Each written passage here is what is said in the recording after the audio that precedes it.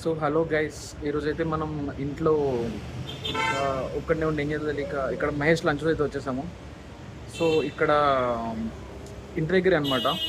So ఇక్కడ sea food special restaurant ఇది. It's famous for it's particular sea food అనమాట.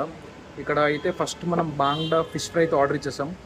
So వీడైతే like ఖాళీగా సమ్ క్రక్స్ అయితే ఇచ్చాడు. అరే ఇప్పుడు కార్తిక్ ఏమైందిరా? So this is the ambience అనమాట. నేను కెమెరాని అలా తిప్పుతుంటే మీరు అలా చూసేయండి.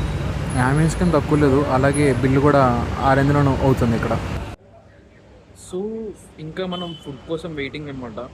సో ఇంతలోకి నేనైతే చాలా ఎక్సైటెడ్. యాక్చువల్ ఫిష్ అంటే నాకు చిన్నప్పటి నుంచి ఎందుకో ఒక ప్రేమ, ఎందుకో తెలీదు.